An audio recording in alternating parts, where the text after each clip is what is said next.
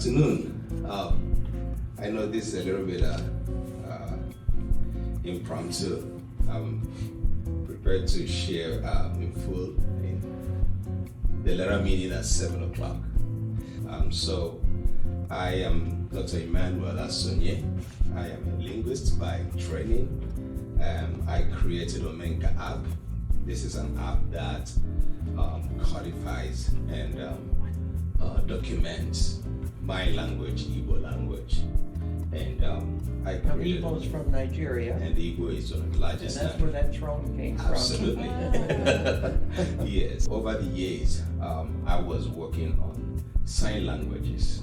And I created a non-profit that was a research-based organization. And my team, who were going to communities to document indigenous sign languages. And these are sign languages that were here before the advent of the current conventional sign language like ASL and BSL. So if you go to history of the signing systems in the Native American, you will know about the Plains Indian Sign Language. And you will know that communities used to communicate very proficiently with signs intercommunally. So people didn't say everything like today we are too verbose. We say everything. People communicated with signs. And those signs were recorded in history that they were well developed. So we had the Plains Indian Sign Language in Native American communities. We have a village called the Martha's Vineyard that had this native communication amongst hearing and deaf people. Then in Ghana, we had a village called Adamrobe Village. 1 out of 3 people born in the community was deaf. So they used to intermarry, and they had very proficient signing system amongst hearing and deaf people. In Nigeria, the same. People who signed were being brought over to Turkey to serve the king in the 15th centuries because they knew how to sign. So signing was a huge thing. And these sign languages were a very prolific means of communication amongst deaf and hearing. But when colonialism and everything came over, they seemed to die away, and the creation of the new conventional American Sign Language, British, and all of this started coming up. So the history of sign language seems to be cut out, even in America here today. And that is a negative sign. It is a minus for child development and induction of the children early, what we call early access to language. So for deaf children, it is a negative thing, because if a deaf child is born here now and they don't have immediate access to sign language through the efforts of their parents, what we call early intervention program, that deaf child will not develop cognitively, 100%. That deaf child will lack what we call cognitive development. This was happening so hugely in Nigeria, and even up to today, because parents were not educated enough to know how to get involved in their lives, in the education, in the language development of their children. So that became my work. I started going to the communities to document these sign languages. So, and I found out that in 2013, the story about UNESCO predicting that my own language is going to die in 2050. And the reason, because Igbo people, they are very industrious. You may have heard the statistics that in the United States today, the most educated immigrants are from Nigeria. If you go there, the bulk of that most educated people are Igbo people. They are one of the most taken during the transatlantic. You may have heard about the Igbo landing, a group of 75 young men and women who chose to drown in the ocean rather than being taken. And they had to coordinate their language, coordinate their communication. They decided they were not going to go over and serve as slaves, rather they would die. So they had to take over from their masters, kill them all, and drown themselves in the ocean. And that was, what Igbo people were known of. Till today, Igbo people are known as the highest traveled ethnic group. They are the most traveled everywhere in the world, to the point that we say wherever you go and you do not see an Igbo person, that you should return, that life does not exist there. So, and now, what is the negative impact to this? The language of the people started going down. The culture is not being transferred from parents to children. So there is that gap between parents and children, because there's supposed to be a transference. So for instance, my family is there, my children are here. If not my personal effort, because of the work I do, they would have lost their language today. And that is what's happening. There are over 2 million Igbo speakers in the United States alone, and that is how it is across Europe, across other countries. Even in Nigeria itself, more Igbo people are found outside of Igbo land than in Igbo. You can Google it out, IGBO, race or ethnic group, they are the most traveled. So UNESCO said, if the Igbo people continue to travel the way they are doing, their language is going to die off.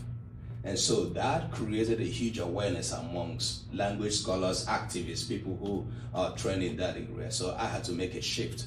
I said, how can I just dedicate all my life working on sign languages? I do not have a deaf person in my family and all of that. So my language is dying. So I created Omenka App in 2024. And this app is created to document everything about my culture, everything about my language. And that is just like rewriting the Bible of the Igbo people in a digital format.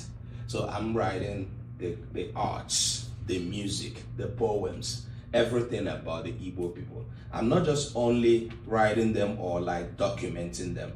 I'm also like translating existing work, published works, anything that is written in English and it is written by an Igbo person, any artwork that is in English and it is by an Igbo person, I convert it into Igbo. And that is going to even my own work.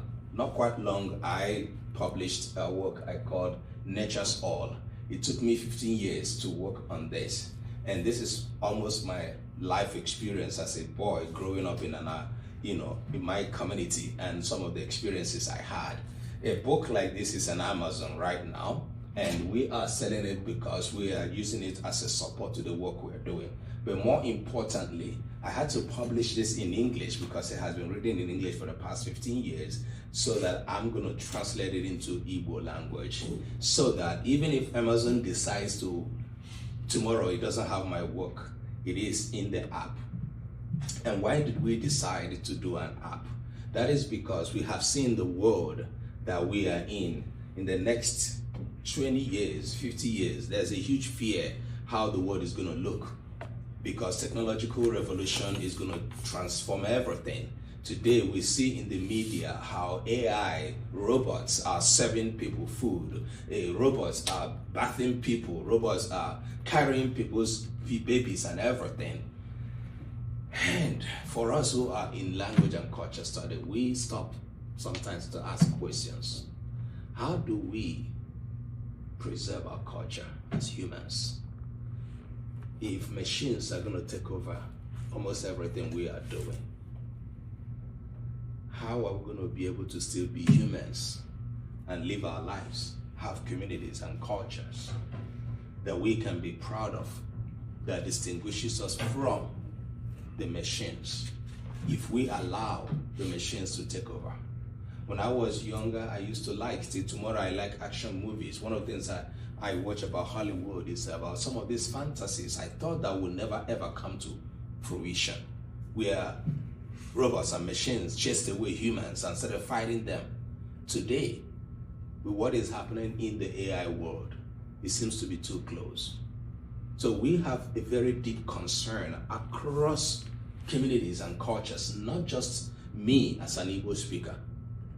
How are you thinking about your language in the next 10 years, your culture, the culture of recreational activities that your children should be inducted into? The recreational activities that I played when I was in elementary school, they are all gone. My last name, nobody answers it again except we. by the time my children take over from me, they may not answer my last name. They may answer my name. My last name may be gone.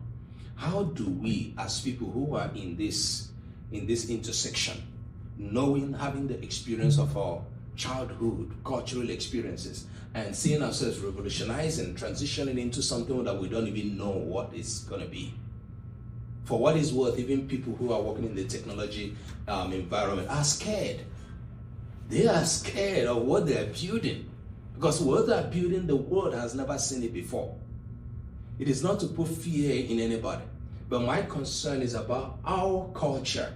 What makes us human? That is the only thing that may remain. That is the only thing that may stand to still continue to differentiate us from the machines we are building. How do we preserve them? And I thought that the best way to still do that is to preserve them with the machines that we have invented. That is why I built an app. And today I built this app to show to every community that there's something we can do. Because if we do not now begin to think of how to tell our children that they are humans, well, the more they interact with these machines, the more they begin to think that they are machines themselves. The more we lack everything that makes us human, the more they think that, oh, I can form myself. And then the issue of cloning people. People can be cloned when they don't even know. And all of those things that are going on. We do not think it is the end of the world, but we might just look at ourselves standing here and everything about our culture slips away from our hands. The machines can start recreating culture for us. I mean, showing us how to live our lives when we already had a way of life that we value.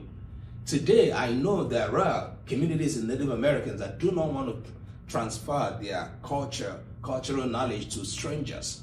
Of course, that is one of the reasons they do not encourage documentation of their language. I know that one. But which, of course, so for us, we as language scholars think is not, smart. Because you need to document what makes us who we are. We need to trace the lineage. And I always make reference with the Bible, which I've been reading all through my life as a person who grew up as a Christian. We say thousands of years this thing was documented going forward. We are still reading them today. Reading about the Jewish nation and how they were dealt with their God and everything.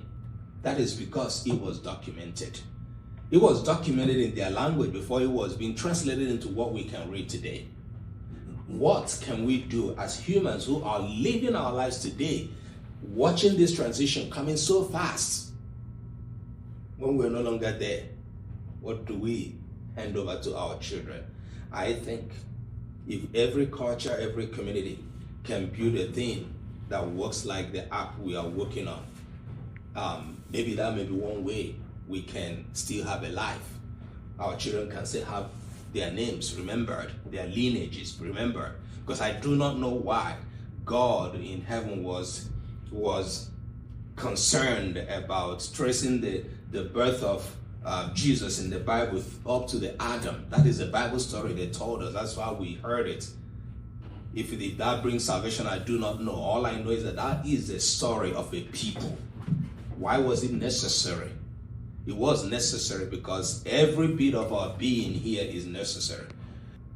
But we know that our ancestors are happy knowing that the labors they put down is being monitored, is being nurtured, is being carried along by us. Are we going to be happy knowing that our children are less of humans, more of machines in the next 10, 20 years?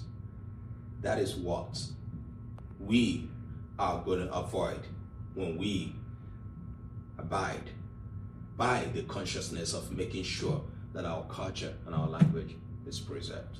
And that is the work I've been doing, and I'm glad to share with you, and I hope that communities are going to come together, not just me working as an Igbo person working for Igbo language alone, but no, me also sitting down with people from the different communities, having talk with them on how can we all work together to preserve our cultures. Something we don't know is coming, and we can't stop it. It's already built.